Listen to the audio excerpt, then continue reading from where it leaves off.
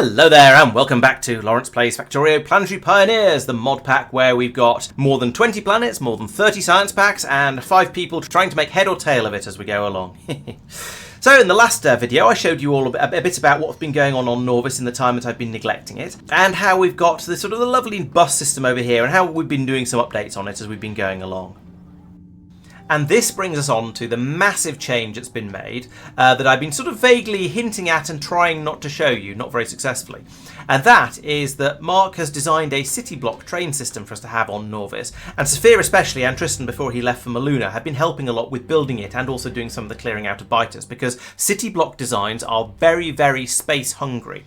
They're also very, very resource hungry because you end up building up enormous amounts of rail and having quite a lot of space around things. Things are very, very spaced out, as you can see. And also you end up with quite a lot of stations and all the infrastructure for stations and the resources that go into them.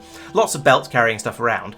But they are glorious and I've never used one before. I'm really looking forward to having a bit more of a play with it. And I should be doing a video where I'll talk a bit more in a bit more detail about how the train system works, because Marc has designed his own version of LTN, which is currently in use here. I think he may be considering switching back, but for now, yes, we've got our own homebrew LTN system that's working really rather well. So yes, this is a city block design. We've touched on it a little bit before when I mentioned that Tristan and I had put together this. There's an iron ore crushing system here and an iron ore smelting system down here. And the reason that someone asked at the time, the reason they're linked by trains rather than just by belts going straight through here is because that way we can copy and paste them very, very easily when we want to move them off and have another iron smelting block or another crushing block, as has, I believe, been done just up here. We've got more iron crushing up here because apparently maybe it couldn't keep up or something like that. It also means we get more trains buzzing around, and having lots of trains trundling around our factory is awesome because it's just nice. Having lots of trains travelling around your factory makes it feel busy and lived in and working and functional and all that sort of stuff. And also the whole point of City Block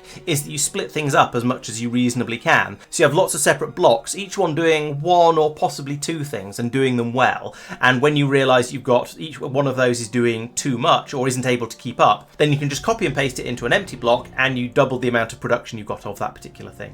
So Marc has been very busy populating the city blocks. Down here, for example, there was a coal patch that was more or less inside a city block, and that's good enough. So he slapped in a mine there that's dumping it into a coal providing station down here. Similarly, there's a copper patch over here. Not a very big one by the looks of it, but that's being pulled up and shoved into a station, ready for a train to come along and take it away.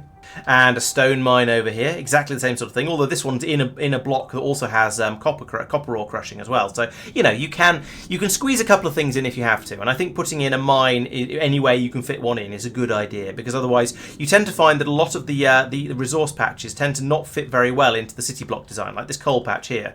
So you kind of grab the ones that you can when you need them. So there's like this iron mine here, for example. This one actually works really, really well, although there's no station attached to it, but there is at least a mine here, and that could then feed into a station, perhaps down here. Yes, I guess it's going to feed in down here. This just hasn't had the belts linked up yet. There's a block for oil refining as well, so this is bringing in crude oil at the top here, at least when we have any. We have a big shortage of crude oil at the moment, and one of the things we're working towards with our current expansion is trying to get enough crude oil to keep the entire factory running nicely. And so that's built up. Yeah, we've got oil refining here. We're producing the 3 outputs, the heavy oil, the light oil, and the petroleum gas. And then because we've got 4 sides to the square, we can have an input, and then we can have a separate output for each one of the 3 oil products, and then those can be taken off to wherever they're needed. So the petroleum gas can be taken off to plastic production or sulfur production, for example. And we've also got cracking in down at the bottom here. Once they get to over 20,000 in one of the tanks, then they'll start to crack it down to the next level down, and then once the next one down gets to 20,000 as well, then we can crack it down to petroleum gas. So in theory, if we only ever use the petroleum gas, then the heavy oil and the light oil will be cracked down to that to make sure we've always got the right amount of everything that we need. There is a coal crushing city block over here, so we're bringing in coal and we're exporting crushed coal. And I think we've got we've got a byproduct export over here of stone. And I imagine Marc has set up some sort of priority system over here, so we'll use this stone before we use stone from mines, because eventually we need to get rid of this. Otherwise, we'll just end up with too much, and the system will back up, and we won't get any more crushed coal out of it. And that would be bad. Sophia has been working on something slightly more glamorous, making the green circuits over here. So this is bringing in iron and copper from the various systems we've been looking at already, and turning those into green circuits en masse, which can then be taken away by train, to be made into red circuits. And this is a massive system got set up here. So this is bringing in copper and green circuits and plastic, and then making a mass of red circuits. Except we don't have any plastic, because as I said earlier, we don't have any petroleum gas available, because we don't have any crude oil. I noticed some funny business going on here with the underneath these, putting the plastic into into them. I'm not sure I really approve of that. Now, it does save a little bit of space, but we could probably move this down a little bit, move this down a little bit. I feel like we don't need to be doing this quite like that, but and I suppose it probably doesn't matter as long as we have some side balancing going on, and I'm not sure that we do. It looks like we do have some balancing going on, because otherwise these would be backed up a lot further back. But yeah, this looks a little bit sus. I'm not sure I'd do it like this myself. He's also done blue circuits up here. Not very many machines over here. I guess that's because our needs for blue circuits aren't particularly high, or perhaps we just don't have enough of the other circuit production to really justify putting in a massive set of systems here to build them. But once again, this is going to be bringing in green circuits here, red circuits here, sulfuric acid over here, and boom, blue circuits come out, and they've gone into this station. There are a few of them down here at least, but we don't have absolutely enormous numbers of these yet. That's a little bit of a problem. But that's all coming back to the oil shortage I mentioned earlier. Linked to that is the plastic and sulfur over here, where, well, we're bringing in the coal to make the plastic and the petroleum gas up here to make it, and then over here we're just making sulfur straight from the petroleum gas, because we are fairly close to a lake over here, so we were able to pull in some water from this little triangular piece that hopefully we're going to remember to leave. So that's being pulled in to make the sulfur. We've got some sulfur. We've got a train over here with full of sulfur. In fact, I'm not sure why it hasn't left. Oh, this wagon here isn't full. The rest of it's full though. So there's some dodgy shenanigan has gone on here with the with splitting the resources between the different wagons. This looks okay to me. We've got a splitter here that's getting all of the input coming into it. It's being split out two ways. One way is feeding through this splitter into this wagon and this wagon. The other way is feeding through this splitter into this wagon and this wagon. So it just seems to be a little bit unbalanced, and for some reason we aren't able to fill this one up. And there's an inserter the wrong way round up here for some reason. Let's flip them round like that. And yes, there we go. So this chest has filled up. So what's happened is we've emptied all of these chests into the wagon and then back out into this chest because that inserter was the wrong way around. So that's a thing that is going to be worth fixing, I think. Tristan has put in a glass production down here. So this is bringing in sand from wherever sand comes from and turning it into glass, which can be fed down into the chest down here. And we've got a decent quantity of glass, I would say. And this carries on with these sort of things. So Marc has also made steel. He's made a crude oil mine over here because there was a patch that was in a reasonably convenient place, so we can grab that. I note there's another one just over here that we should also tap because that's in a really, really convenient place and we could easily fit it into a station around here. Maybe this one if the copper cooking isn't too close, or maybe on the other side and just tell whatever goes in the next block that it has to move a little bit out of the way. Or if we're desperate, we could ship it. We could just pass it all the way over to here and put it into this station. That could work as well. Marc is also responsible for the copper crushing here and the copper smelting down here, and rather more excitingly for the rocket silos over here. So this is going to be where we have all of our space launch stuff happening from, and I think we're going to try and get a mall in quite close to it as well, which might be why this is a double-sized block here, because if we can get all the bits and pieces that we might want to ship up to space being produced really, really close by,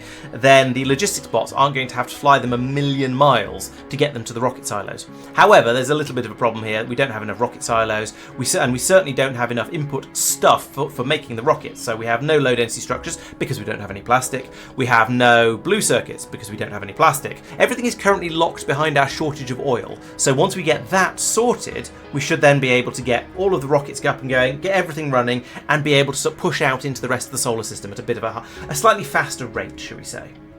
But not to be deterred, in order to deal with the rocket silos over here, Marc has also put in rocket fuel production. So this is bringing in presumably light oil and then making that into the light oil into solid fuel and then also into rocket fuel over here. Got them, yeah, nice ratios here, 1 to 2. So spit out loads and loads of rocket fuel. That can come down and go into the station. And as we saw over here, this is the one part of rocket production that we actually have some of at the moment. Marc says he's also increased the amount of iron that's being made because, wow, we're getting through a lot of iron. Well, that just always tends to be the way in Factorio, doesn't it, at this sort of stage of the game. There's another mine for it up here. I think I might have talked about that one. Tristan has also put in a low-density structure city block. I saw this earlier. Here it is down here in the bottom corner.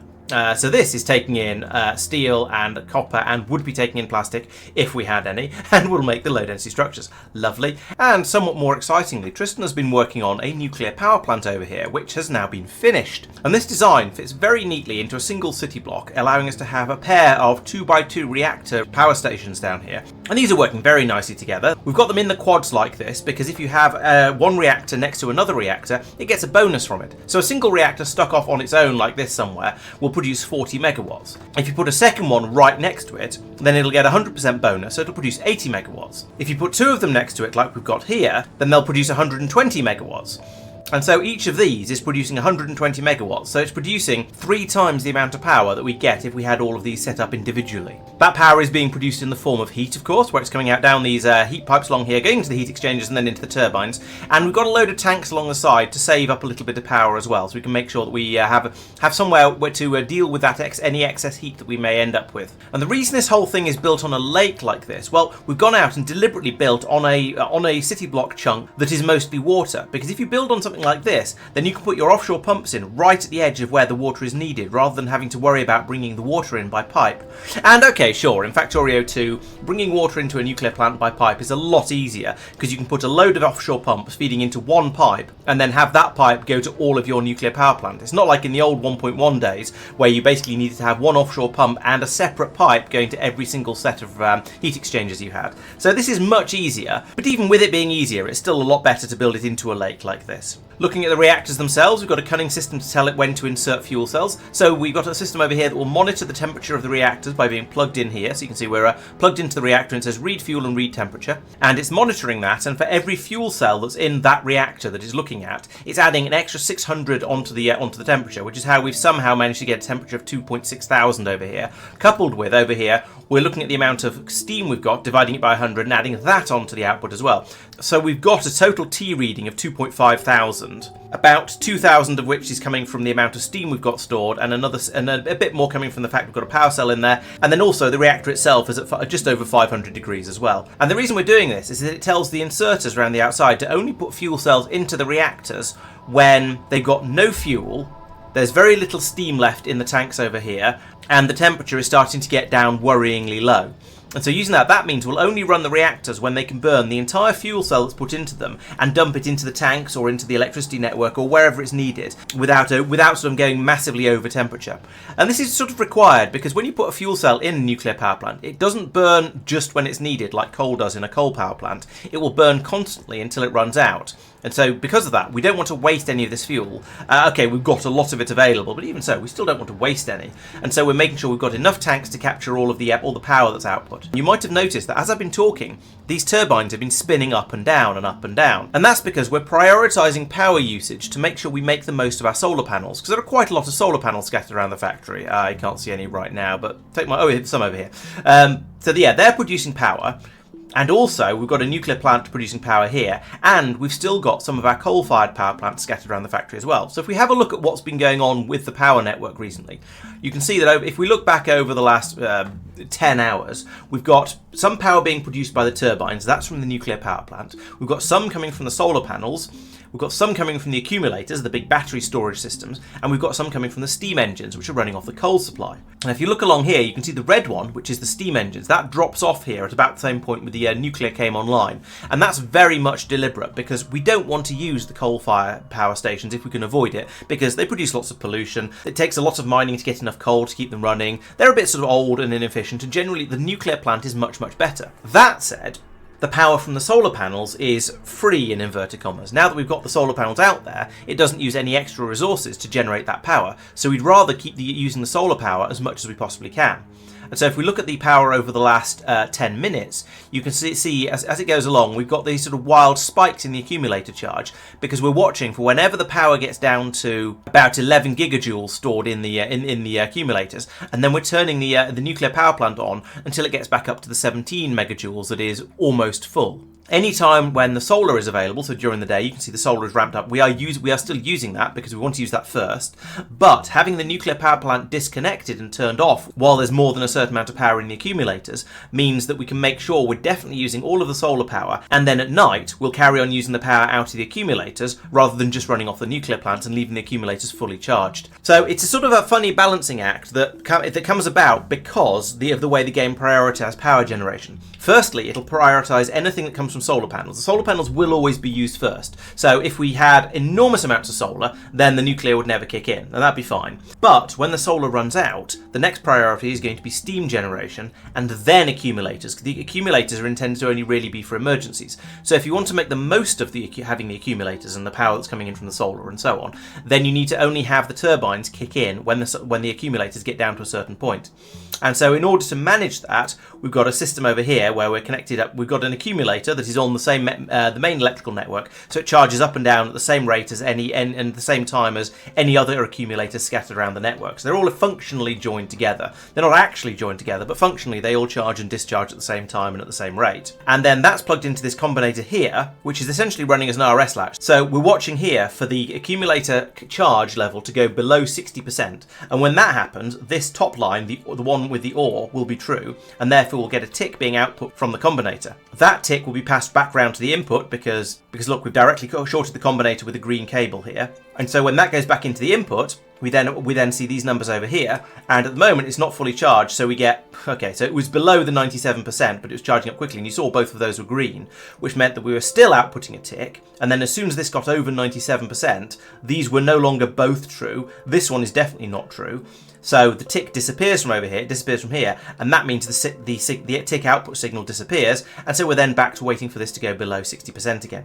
And the tick from here is then also sent over to here to this switch, and the switch closes when there is a tick available. So it'll close when this drops below 60%, and it will stay closed until it gets back up over 97%. And so that means we're not doing the constant switching on and off that you used to get if you did it the slightly more naive way of just having this monitor for a specific charge level. Instead, we've got a bit of hysteresis in there, so it charges up and then discharges a bit, and charges back up again and discharges a bit, and you can set those numbers to wherever you like to have it run up and down. I was going to say that we have a similar system running on the old coal-fired power generation systems, but now that we've got the nuclear one up and running, that seems to have been completely removed from over here. There's just a little bit of it left, generating a tiny amount of power in order to keep this machine over here running, because that's the one that needs the steam in order to make the steam science packs from the leftover gold and gold ore that was brought over from Lignumis. We seem to have now used all of that up. There is one piece left, because of course there is, but I guess that means it's about time to rip this whole thing out now, so that can now go in the next stream.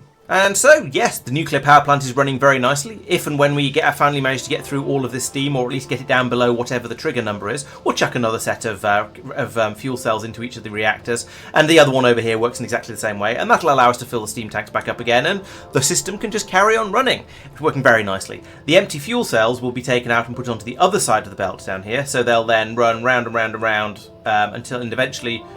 I was going to say they'll run round and round and eventually find their way back out over here, where they'll go into this thing and they'll be recycled, although we don't seem to have got that one actually up and running yet. Maybe we haven't done the research for that yet. So we're currently stockpiling those in a chest, but eventually we'll be able to recycle them and pass them around on the belt up here to be reused as dull uranium to go back into the fuel cell production. Yeah, so over here, any that come out of these machines are going to get filtered out and passed down this way. I guess, the ones that come out from over here, there's a 50-50 chance they'll come out this way, and then they'll come over here and eventually be filtered out. So, it will work. It will eventually remove them from here. They just might go around the loop a couple of times, but that doesn't really matter. We've got plenty of capacity over here. If we need a bit more power later on in the future, which we probably will, there's a nice space for a second reactor block here. And basically, as we expand, we'll find more and more lakes which we can put the city block over, and we'll be able to drop in as many as we need to, as long as we can find suitable lakes to put them all in. This one's even got an iron ore patch. We could put a little smelting station down here with a single furnace and feed the iron directly in from here. But no, I don't think we'll do that, because it's much easier just to copy and paste the existing design that brings in the iron at the bottom here, brings in the bright uranium here, and brings in the dull uranium at the top. And I should note, while I'm looking at the city block, that Sophia has put in some personal trains over here. So these are trains that are designed for people to run over to them, jump in, and then tell the train to take them to wherever they want. And if they add a temporary station, when they jump out, the locomotive will then run back over to here automatically, ready to be used by another person. And these are all powered by rocket fuel. I wonder if the main trains are. No, the main trains are still coal powered, so there's a chance you might get stuck behind one when you're using one of these, but in theory it'll get you to places nice and quickly. And the big advantage of the city block design is, because it's a grid, you've got many different routes to get to wherever you want to go, so hopefully it's going to be very easy to get around this place. But I guess we shall see.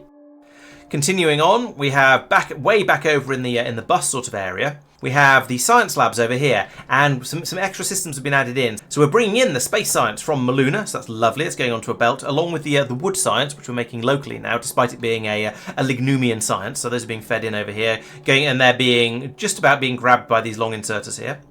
We've then got the steam science. So initially, Sophia brought a load of that over, as much as he could carry, from Lignumis when he came back in the wooden rocket. He also brought back a load of gold and some gold ore as well. So there is a system somewhere, Tristan says he's put it in somewhere, where he's making steam science from the gold that's been brought in.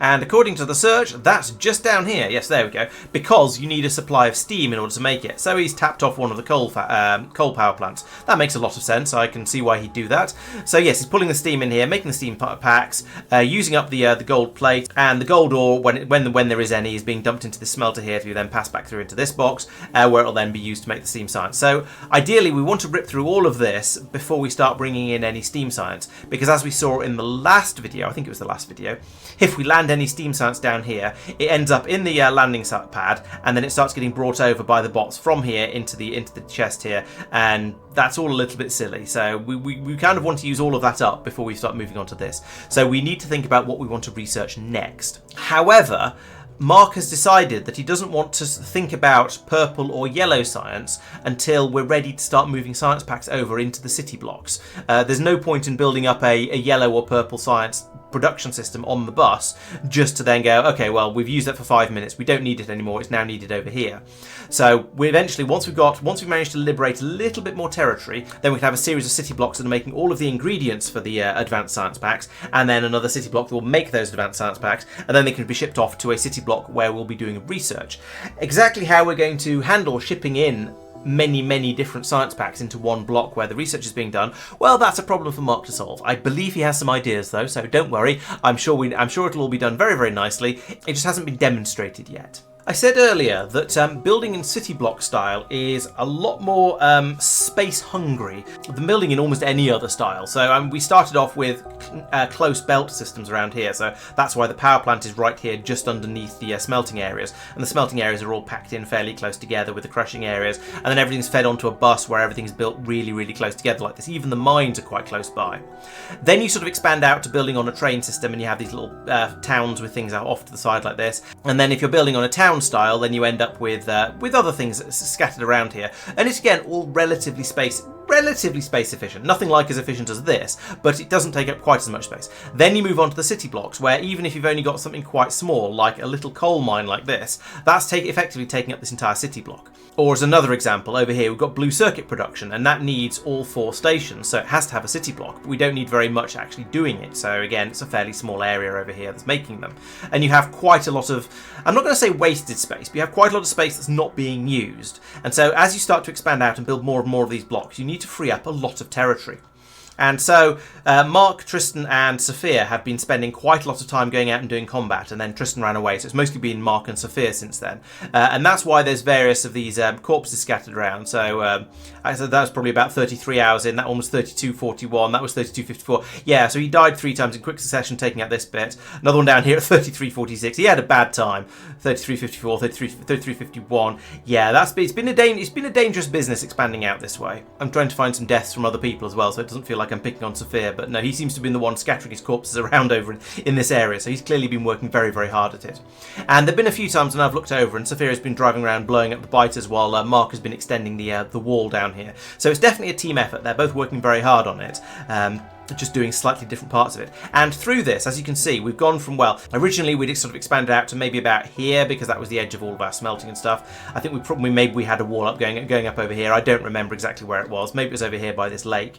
Then we expanded down this far to get to the to get a wall across here and get a bit more space, and over to allow us to put these 3 blocks worth in. And now we're expanding over further. And if I grab one of the block blueprints, you can see that yes, they fit together very nicely. So yeah, we've got an extra 1, 2, 3, 4, 5. Ooh, we can just about get a 6th one in. That presses up again a little bit close to the wall, but that will fit. So yeah, we can get an additional 6 across, and 1, 2, 3, 4, 5, 6, 7. 7 high. So that's an extra 42 blocks. That's a lot of blocks. I think that's going to help quite a lot with allowing us to expand as much as we need to. There will be a few more biters that will need to be dealt with before then, but eventually we'll get it. Yeah, we'll get out this way. We'll have a good supply. We'll have a lot of blocks over here that we can build out into, and hopefully that will allow us to get everything up and running and get to full sort of Norvis is able to send things to space point of view. Because at the moment, I believe, yes, we don't have any more stuff in the city blocks yet. So all the rail and all the roboports and all the solar panels and everything that's coming out to build all of this up is still being produced off the mall, and that's why there's such a demand for copper and for steel and for iron going along here, and why we seem to be struggling so much to keep up with it. It's not looking too bad, actually. There's at least a full belt here that's not moving solidly, so maybe that's going okay. But yeah, there is some very, very heavy demand going on down here to produce all of the rail and all of everything else that's required for the expansion.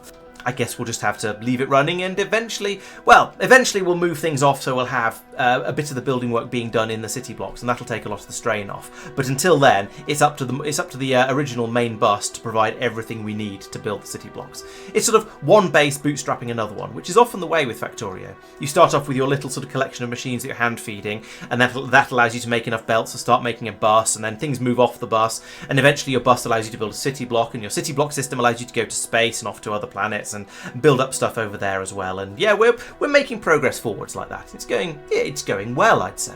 And that, after rather a lot of video, is what's been going on Norvis in my absence. I shouldn't have really left it this long, but one of the things I've been trying to do is come back and talk about things when they're finished. The problem is, when you have a massive undertaking like building a city block system, I'm not going to say it's never finished, because I think it will eventually get to a point where it's up and running as we want it to, but it takes a very, very long time to get to that point.